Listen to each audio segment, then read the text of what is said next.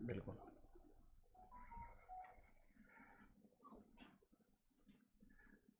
राज सरोकार संस्थान के अंदर अध्ययन करने वाले समस्त विद्यार्थियों को मेरा आपको प्रणाम।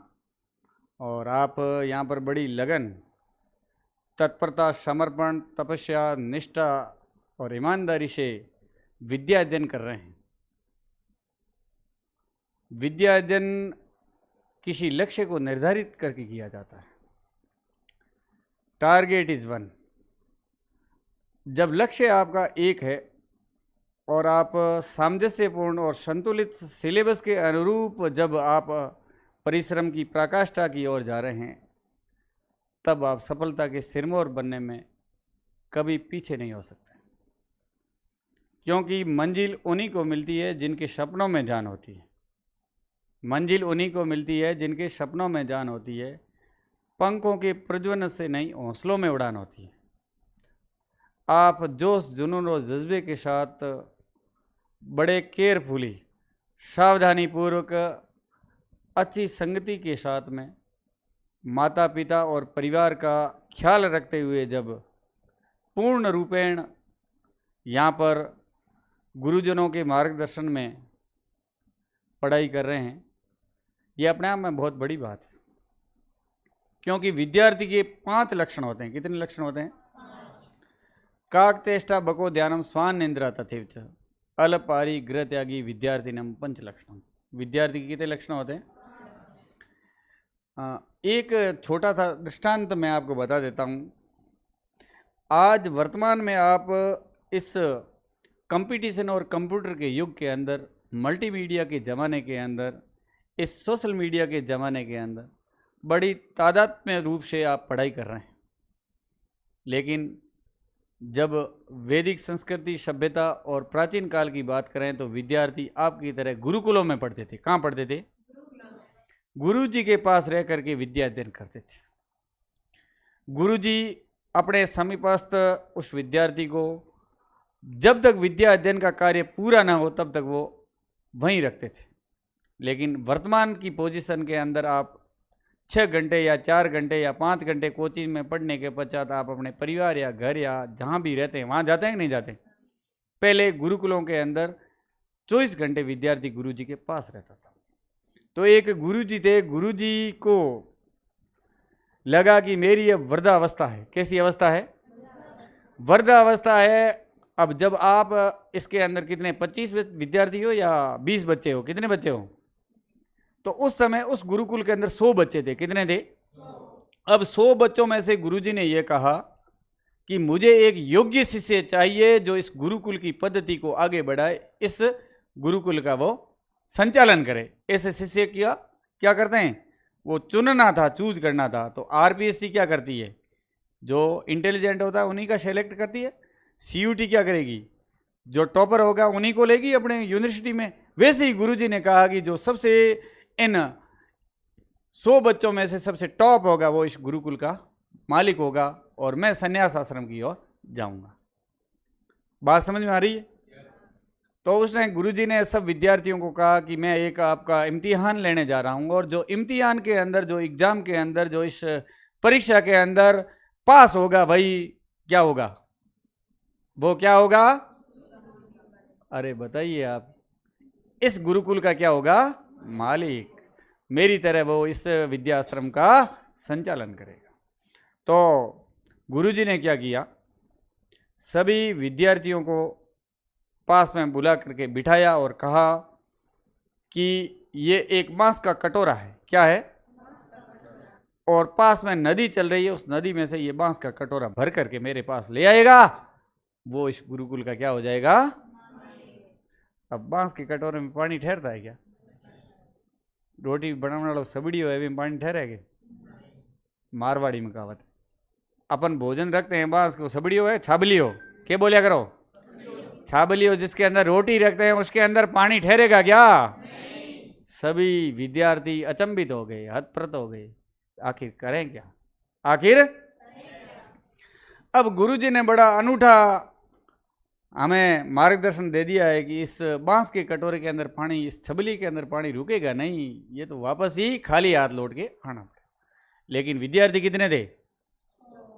100 विद्यार्थियों ने जाकर के नदी के अंदर गए, सारे छबलियाँ लेकर के पानी के अंदर डबोया, खाली छबलियाँ ला करके आते रहे। 1 आया, 2 आया, इस प्रकार आते आते 99 विद्यार्थी वापस आ गए। क्या आ गए? पानी की एक बूंद भी। एक विद्यार्थी ने कहा है कि अगर गुरुजी ने कहा है तो कुछ बात के अंदर क्या है? दम है। क्या है? धरती सब कागज करूं वनस्पति बन रहा है। धरती सब कागज करूं, 7 समंदर की शाही करूं, फिर भी गुरुगुण लिखा ना।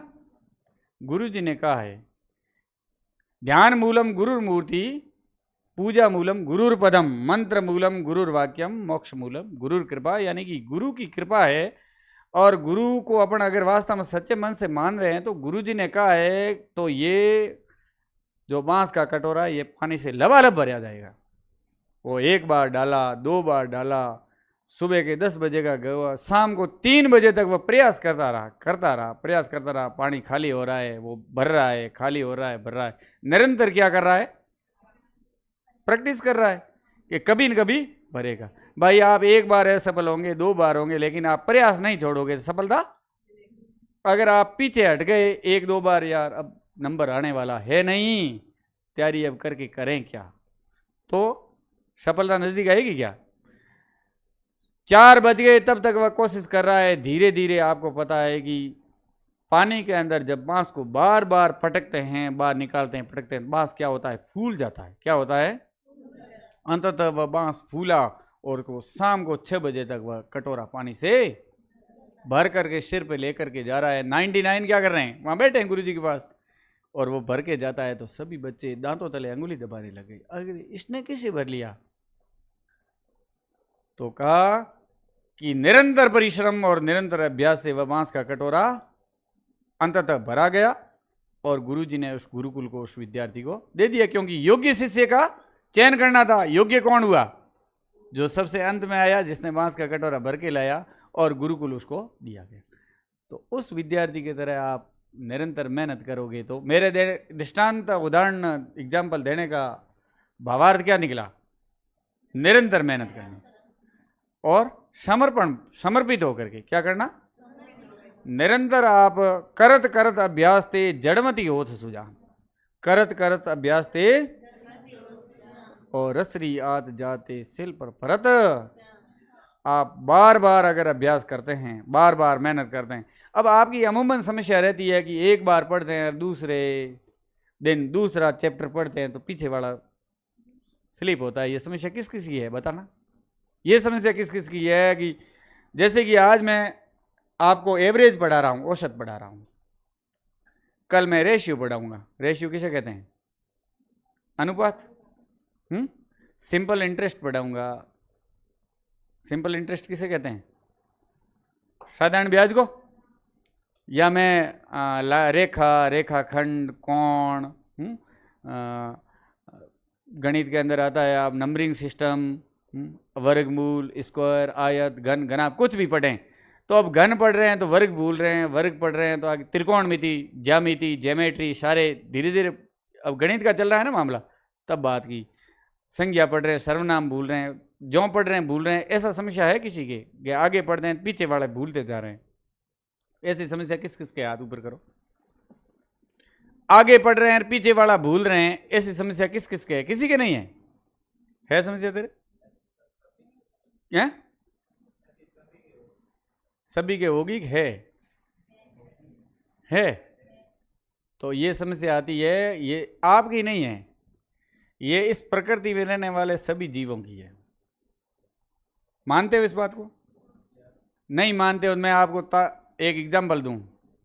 आप यहाँ पढ़ रहे हैं, कभी मन में घर का विचार आता है, कभी भोजन का विचार आता है, कभी रूम पे का ताला लगा के आए, कभी पानी का, कभी मतलब हर चीज़ अपने दिमाग के अंदर घूमती रहती नहीं रहती? पढ़ते हो लेकिन आती है। और रात को अपन सोते हैं तो भी विचार आते हैं। अपन स्वप्न देखते नहीं, खराटे मारते नहीं मारते? रात को आते हैं विचार के, सपना, मेरे रात को सपना आया। ये विचार हमेशा दिमाग के अंदर अनवरत चलते रहते है। ये सारे जीवों की, जितना भी मनुष्य, सबके नहीं है क्या ये समस्या? सबके हैं। अब इसको कंट्रोल कैसे करेंगे? उत्तर तो ये होगा, इसके लिए आपको क्या करना पड़ता है? अभ्यास करना पड़ता है। एक बार पढ़ा, भूल गए, उसको दूसरी बार क्या करेंगे अपन? रिवीजन। का है पान सड़े, पान सड़े, पान सड़े,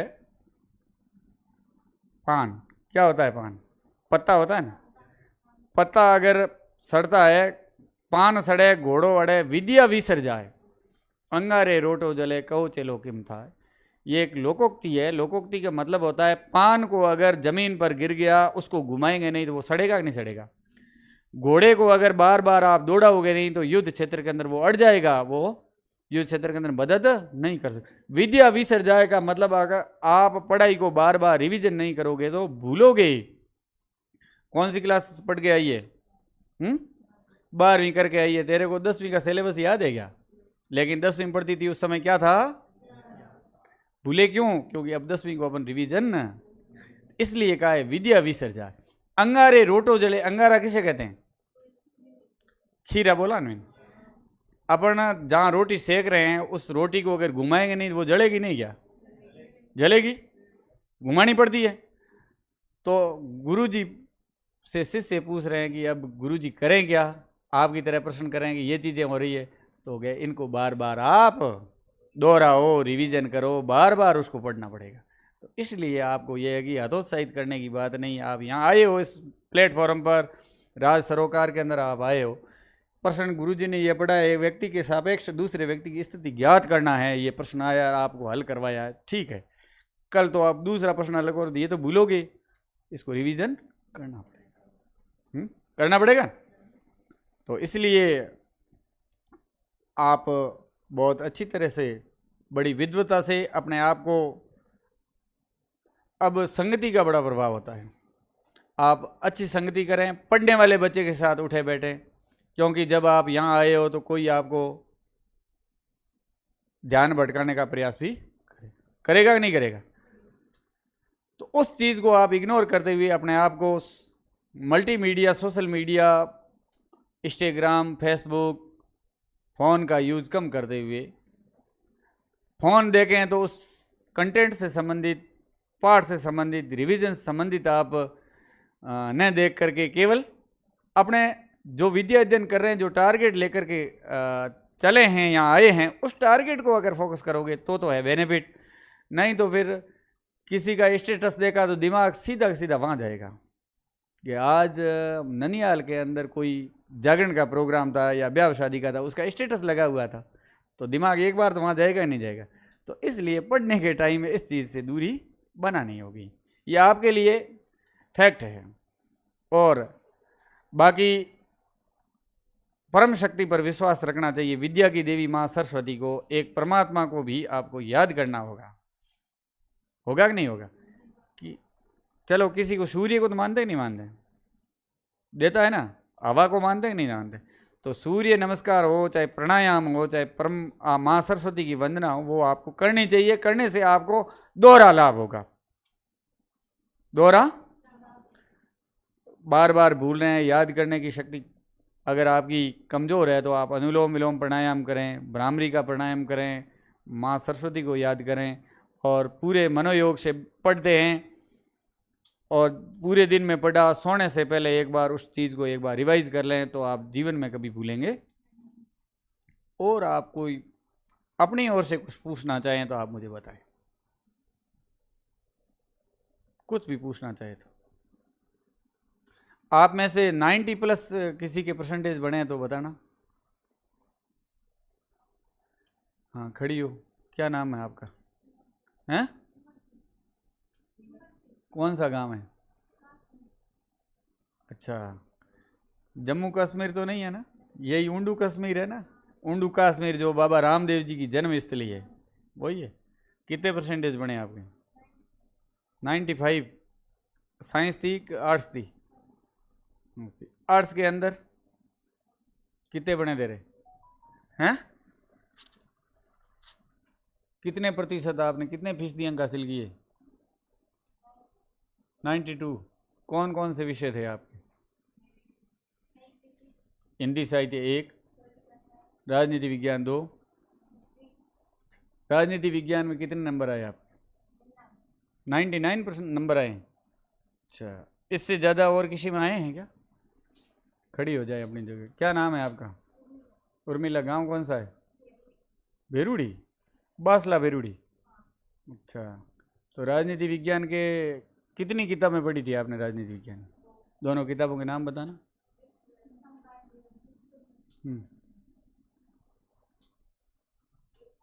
नहीं, आप अपनी जगह खड़ी हो जाए, घबराना नहीं है। कई चीज़ें आपको याद है, मेरे को थोड़ी याद है। मैं सारी चीज़ों में परिपूर्ण तो नहीं हूँ ना? हूँ क्या? मेरे को ये फिजिक्स थोड़ी आ रही, केमिस्ट्री थोड़ी आ रही है। आ रही है क्या आपको? आ रही है क्या? कोई एक विषय में पारंगत होता है, क्योंकि impossible lives in fool dictionary, practice makes a man perfect, no man perfect in any area. कोशिश व्यक्ति को उन्नत बनाती है। कोशिश व्यक्ति को क्या बनाती है? लेकिन व्यक्ति हर क्षेत्र के अंदर, अब हेलीकॉप्टर चलाने वाले को आप कह दो कि लेबर का काम करना है, वो पारंगत है क्या? लेबर को आप कह दो कि आप किसी चीज का आविष्कार करोगे, वे वैज्ञानिक बन सकता है क्या? एक क्षेत्र के अंदर वैज्ञानिक है तो अन्वेषण करेगा, लेबर है तो मजदूरी करेगा, वो अपने अपने क्षेत्र के अंदर पारंगत है। मेरे कहने का भाव ये। तो उर्मिला, आपने 99 अंक हासिल किए हैं। अच्छा, राजनीति विज्ञान के अंदर। तो आप राजनीति विज्ञान के बारे में 2 किताबें, दोनों किताबों का परफेक्टली नाम बता दो कि आप क्या? समकालीन विश्व की राजनीति 1।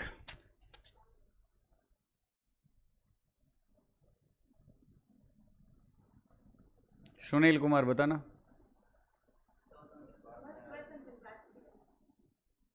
स्वतंत्र भारत की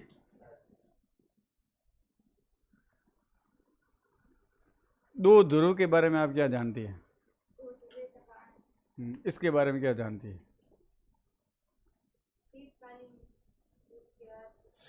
शीतकालीन युद्ध कब हुआ था?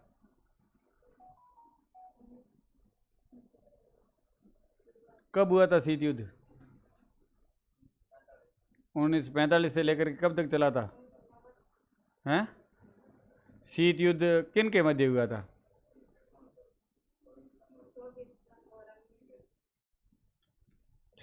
दोनों के सैनिक संगठन थे क्या? कौन कौन से थे? नाटो का पूरा नाम क्या है? उत्तर अटलांटिक,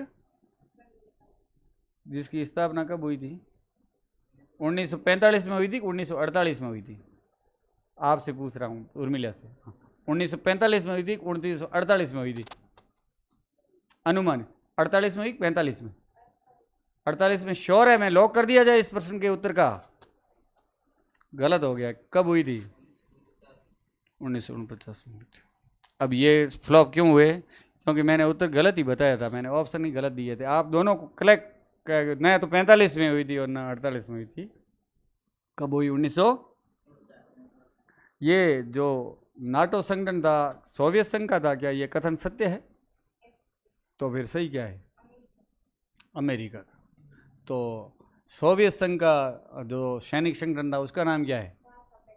जिसकी स्थापना कब हुई थी? 1950 में हुई थी या 1958 में हुई थी?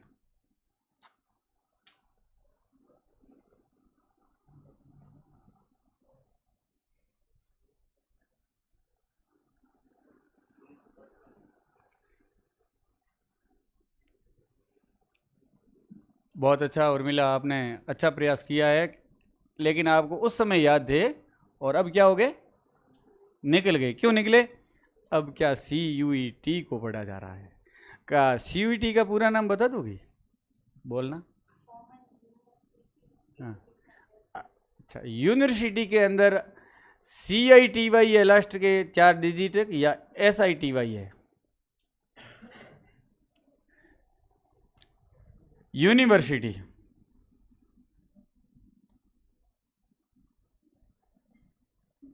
इसकी इंग्लिश क्या होगी? अरे ये यहाँ है, यहाँ नहीं। ये इसको मत मानना। इसकी इंग्लिश क्या होगी?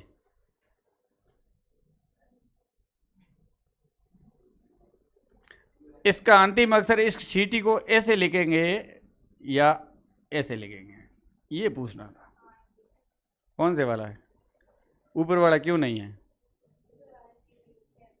हैं? नीचे वाला है? बैठो सर, नीचे वाला बैठिए। कौन बोला था ये? बहुत ही मधुर आवाज के अंदर।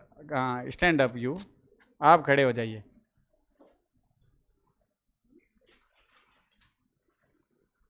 क्यों आपने कैसे बोला ये नहीं हो सकता? किसमें? उसमें देखा? क्या नाम है आपका? वीराराम, पीराराम, PWRARAM, यही है? कहाँ के रहने वाले हो आप?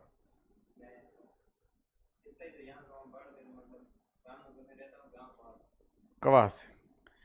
कवास के अंदर एक बहुत बड़ी दुखांती का घटना हुई थी। जल प्रवाह के रूप में जलमग्न हुआ था पूरा क्षेत्र। ये बात कब की है? हैं? 2000? अच्छा, 2006 में ही थी। आप श्योर हो इस बात के लिए? 2007 तो नहीं है, 5 तो नहीं है कहीं? इस राज सरोकार के अंदर आपने एडमिशन लिया था, कब लिया? अच्छा, आप अपने सीयूईटी के सिलेबस के बारे में जानते हैं? विषय वस्तु क्या है सीयूईटी की? मुझे गुड़ा मालानी से यहाँ आने के लिए बाड़मेर का रास्ता मालूम होना चाहिए, क्योंकि मैं सांचौर होकर के धोरीमना होकर के बाड़मेर ने आकर के सीधा आया हूँ। तो सीयूईटी का सिलेबस तो जानकारी तो होनी चाहिए ना। तो सिलेबस के अंदर क्या क्या है? पहले तो सिलेबस की स्पेलिंग बोलो, मैं लिख लेता हूँ। इससे शुरू करूँ, इससे शुरू करूँ, ऐसे करूँ? आगे SI करूँ कि वाई करूँ? SE। आगे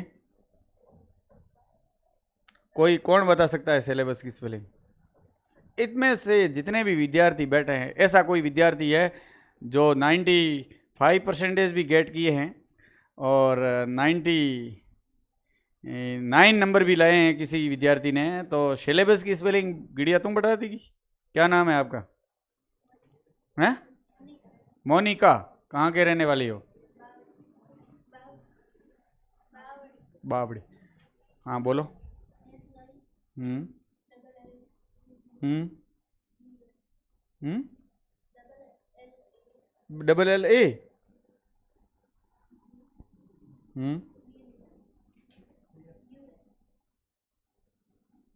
ये डन है?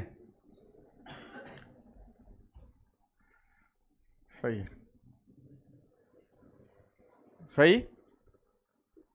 कहाँ गलत है? राइट है। बैठिए। इसने हिम्मत तो जुटाई है, और हिम्मत की कीमत होती है। बैठिए। और मेरे से कुछ पूछना चाहेंगे आप? Any one questions?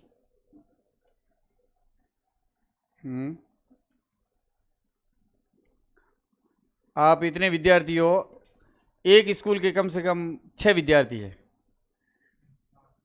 7 हो? कौन मोटाराम आ गया? 7 विद्यार्थी मेरी स्कूल के हैं। तो आप में से कुछ पूछना चाहें तो आप पूछ सकते हैं। हैं? मेरी स्कूल है राजकीय उच्च माध्यमिक विद्यालय डेडावाद जागीर, तहसील गुड़ा मालानी, जिला बालोतरा है। अब पहले बाड़मेर था, अब कहाँ है?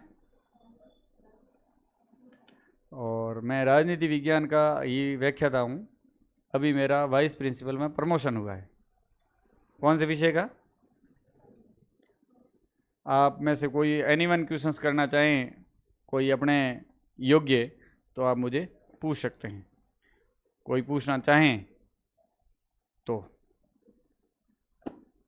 नहीं तो फिर मैं पूछूंगा तो फिर आप कहोगे कि हमें होपलेस कर दिया। होपलेस होने की बात नहीं है। और सारे प्रश्नों, आपको कई प्रश्न आते हैं, मुझे उसके जवाब नहीं है मेरे पास उसके जवाब, क्योंकि कई चीज़ें आपको आती है, मेरे को थोड़ी आती है। आप अपने स्कूल के सहपाठियों को जानते हैं, मैं थोड़ी जानता हूँ। मैं मेरी स्कूल के विद्यार्थियों को जानता हूँ। तो आपका नॉलेज अलग है, मेरा नॉलेज।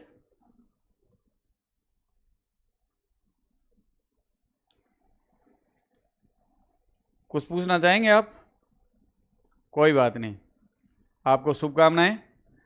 तो एक शायर ने बहुत ही सुंदर कहा है कि गर अश्क न होते तो अंकियां खूबसूरत न होती, दी वफा जमाने ने तो मंगल मूर्त न होती, और बिन मांगे मिल जाती हर मुराद, वफा कुदरत की चाहत न होती। इसलिए अपने आप को ऐसे तैयार करें कि मुझे कुछ करना है और मुझे इस एग्ज़ाम को फाइट करके सफलता के सिरमौर बनना है। तो क्या करना पड़ेगा? मेहनत। क्या करनी पड़ेगी? अब मेहनत कितनी करते हैं, कितना आप अपने आप के लिए समय देते हैं, वो आप पर डिपेंड करता है। और सच में विपत्ति जब आती है तो कायर ही डर दिलाते हैं। विपत्ति आती है तब कौन डरते हैं? सूरवीर न कभी विचलित होते, न समय के साथ धीरज खोते, संकटों के अंदर राह बनाते हैं और सफलता को नाश बनाते हैं। उसूलों पे आंच आए तो टकराना जरूरी है। उसूलों पे आंच आए तो क्या जरूरी है? और जो जिंदा हो तो वो जिंदा नजर आना जरूरी है। नजर आना जरूरी है। आप जिंदे हो तो जिंदे नजर तो आते हो कि नहीं आते हो? नई मुख्तारियों को कौन पूछे, कहां से चलना, कहां से जाना, कहां नहीं जाना जरूरी है। उसूलों पे आंच आए तो टकराना जरूरी है, और जो जिंदा हो तो जिंदा नजर आना भी जरूरी है। नई मुख्तारियों को कौन पूछे, कहां से चलना और कहां जाना और कहां नहीं जाना जरूरी। आपको यह पता होना चाहिए हमें क्या पढ़ना है और क्या छोड़ना है, कैसे पढ़ना है और किस प्रकार याद करना है और किस प्रकार कंपटीशन को फाइट करना है, ये आपको आना चाहिए। आप अपने विषय वस्तु के बारे में और आप अपने एग्जाम के बारे में अब अगर आप वास्तविकता का भान कर लेंगे तो आप जरूर सफल होंगे। ऐसी मेरी शुभकामनाएं। धन्यवाद। जय हिंद, जय भारत। ठीक है,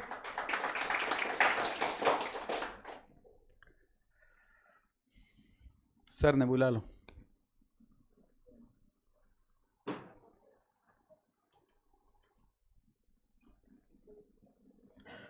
ये आपके सिलेबस में है क्या? राजस्थान जी के BSTC हो गया सर, मैंने काफ़ी